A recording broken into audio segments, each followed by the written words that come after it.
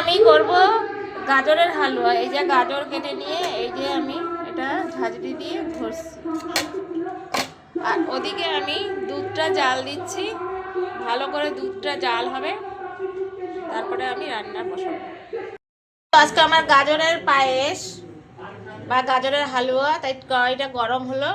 আমি এই যে গাজরগুলো দিয়েছিলাম, তার আগে গাজরগুলো আমি ঝাঁঝরিতে কুচিয়ে নিয়েছিলাম, কোচানো না মানে ঝাঁঝরিতে নিয়েছিলাম।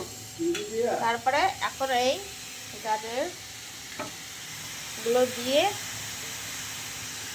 আর একটু ঘি দিয়ে আমি এটাকে এখন নাড়াচাড়া করবো। এদিকে দুধটা ফুটে গেছে,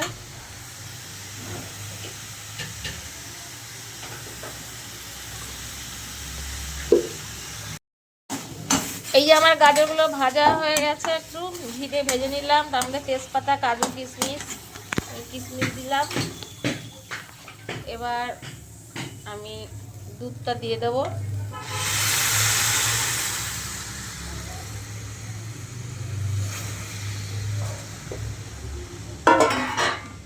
বাহ, সুন্দর একটা কালার এসছে।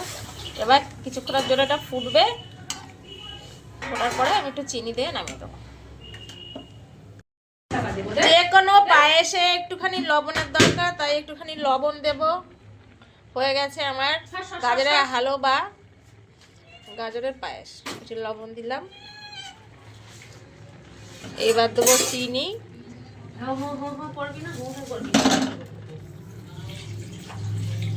এবার হয়ে গেছে আমার গাজরের পায়েস বা হালুয়া। এবার আমি এটা ফ্রিজের মধ্যে ঠান্ডা হতে দেবো।